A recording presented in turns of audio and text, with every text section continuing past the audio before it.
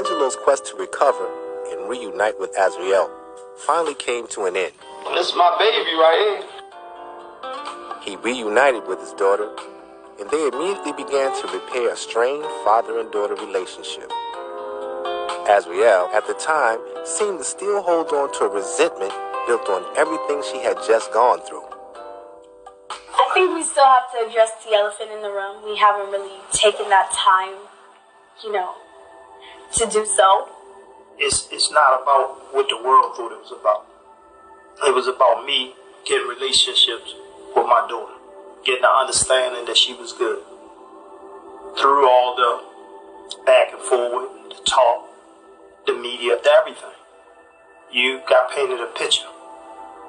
So what I needed was confirmation from my daughter. I understand that, and I respect that completely. But I feel like for me, where it was so hard for me and why I continued to not have communication with my family is because this Lifetime documentary stuff just happened within the last 2 years. And then out of nowhere, these last 2 years, you hear, oh my God, this is happening. Oh my God, that is happening. I just feel like, how can you be oblivious to the years that I was okay and just snap, oh my God, I need to know where my daughter's at. She's this, she's that. I need to make sure she's okay. Like, I've been okay for 3 years prior. That's where I drew my line, because at that point, I was an adult. And at that point, I felt like I was okay. So to believe something like that, so extreme, so bizarre, so outrageous, I just couldn't even fathom my parents believing something as bizarre as that. I just really couldn't. And that's fair. But what you gotta understand is, we haven't talked to you after 16. That's when you graduated. That's when things went blank. It didn't go blank, but communication slowed down because at that point I was an adult. Exactly. There was never no black communication. I could show you text messages over and over. But that's to him.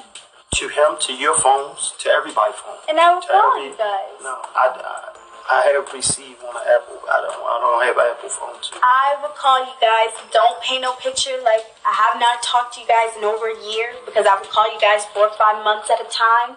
And when I would call you guys would be yelling. You guys would be cursing me out. Mommy would be yelling at the top of her lungs. And so what I would do, I'd say, okay, I'm going to give you about 4 or 5 months.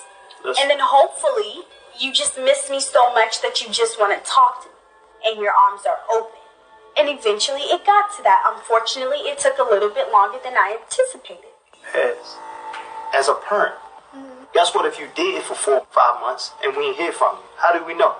Okay, so let me ask you this. Before graduation, I was not even checking in every day then. Yeah, it was. I talked to you. You'll be like, Dad, I'm busy. I'll call you back. It was no more. You wasn't talking, but you was texting. And if you free, you'll call me. Hey, Dad, what you doing? But I didn't do it every day. Now, don't paint no picture like I did every day. Now, maybe like once a week, once every 2 weeks or so. I didn't have to call you every day. I talked to you. Okay, so why, when I become 18, 19, 20, 21, I gotta check in with y'all every day? Where you get that from? Your wife. This is what you don't understand. What? Your wife called me, my mother, saying, oh, there's a lot of rumors going around. I need you to call me every single day. I need to hear your voice every day. I need you to check in with me every day. I said, first of all, I haven't been doing that for these first couple years. So now that I'm an adult, I'm definitely not about to check in with you every day. And that's what started it all. Because of her pride and my pride. So what did that have to do with me? You're attached to her. That's your wife. That's your wife. So I became the enemy. But you're the few. Because when I would talk to you, you would be young too. No, because if you saying your beef was with your mother, then you said, oh. I feel like it was with both of you guys because, like I said, both you and her, when I would call, it was nothing but argument. I was never present with you and your mother. I was never present with you and your mother. That's why I never knew when you and your mother talked. What I did was found out when your mother told me she talked to you and y'all argued or whatever, and I would call you. And you would have that same attitude you and her left with towards me. Yes, I would. Okay, but I didn't have anything to do with that. So therefore, give me a chance to pick what side I'm going to be on, who's right and wrong. You came at me aggressive because of you and her. This is not it, because I know your wife confides in you, and I know she's going to explain it to you. Exactly. But she's not going to give me everything, evidently. So, as you can see, the elephant still needs to be addressed. But that's the thing. Which will be addressed. What I'm telling you is, don't merge us like I never merged you. See, I could have been one of them parents that just fell victim. I made sure you stayed a certain right. Because was you missed? Yes. I know that how much you love your father. So for me not to talk to you for these terms and these times, it's a problem with me. I don't need to talk to you every day, but I need you to check in and let me know, hey, Dad, I'm fine. So when it comes to me having to track you and run and travel and do all this, it's a problem, man. Especially when I talk to your better half at that time. He'd make it seem like it's a game. And you ain't gonna play games with me, with my child. So the difference was with him, he wasn't dictating that to you. So that's where me and his war started. If he was dictating it to you, you could have put it off by calling me saying, hey, Dad, it ain't like that, I'm good, this and that. I'm going to be completely honest with you. Robert would ask me to call you guys, and no matter what city we were in, he would say, is this your father's number, or is this your mother's number? And it would say, call me. And I would say, yes, that is my father's number. And he's like, you need to call him. And I would say, I'm not going to call him. Because at that point, the only thing I get is bickering every time I pick up the phone. So if I can avoid it, if I can enjoy myself in this nice little penthouse while we in New York for the weekend, I'm going to enjoy my weekend. It was very suffocating because I was an adult at the end of the day, period. And like I said, I'm not obligated to answer anyone. I know that you are my father and I love you dearly, but if I was a homeless person on the street right now with a cell phone and I did not want to call you, I would have that right. Now, would it make it right? Probably not. But I am obligated to that right if I don't want to. But me as your father, that's what I'm going to do. I'm going to hunt every street, every corner, every curve, every bridge until I find you. Because I feel like I'm looking for hope. It's very hard. I've spent my last years with this man, so it's not something that I can just turn on and off. It's devastating. I feel like I'm a very intelligent, smart, bright 21-year-old. I am definitely young, but I'm very mature in spirit. And I just feel like, anyone who thinks that I'm brainwashed and not, smart enough to make my own decisions, I just feel like that determines how, their mentality. That's not something I can control, but I know that I'm very smart and I know that I'm intelligent, so.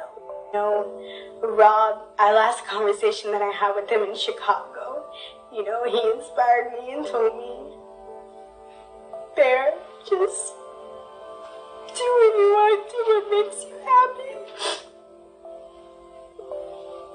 He told me to continue to pursue my dreams, pursue whatever I want to pursue, and that's really all that I would be able to do. It feels like a high. I mean, it feels like, you're in love, you're happy to be in love, and you feel like no matter what you go through with this person, it's worth going through because there's no other person you would want to go through this with. And that's with, you being in love with whoever it is. Not just me and Rob personally, but that could be any other person's relationship. You just feel like no matter what, the good or the bad, you want to go through it with that person. I feel like, truthfully, all of the women that have been associated with Robert, I feel like this is me personally. Once they saw him as a celebrity, not as a human being. They did not meet him at church. They didn't know him no which way, except for as R. Kelly, whether they saw him at a mall, whether they saw him at a movie theater, whether they saw him at a park, whether they saw him at a show. And so, no matter what, all of them met him as a celebrity. And they were infatuated with that celebrity. And because of that, I feel like a lot of them just dated him because of that. Because of who he was, because of the life that he had, because of the life that he could provide them. You know, a lot of them talk about how badly they were tortured, but can you talk about the shopping sprees? Can you talk about you keeping your hair and nails done? Can you talk about all the great times that you had dinner and was spending money and was splurging and was so happy? Because one thing about Robert, he has a very giving heart. And there is no way at all whatsoever that he is a celebrity and he's not giving them a penny to enjoy themselves. And that's where I get so upset, because as a celebrity, he has no reason to keep you kidnapped or keep you tied up. He just has no reason to do that when he can allow you to move freely, take care of you, and still, you know, at the end of the day, whatever will happen, you know. So for people to just say that, you know, oh, I was just kidnapped, or I was tied up, I couldn't leave, I couldn't do this. It's like, what about the good times? I know there were good times.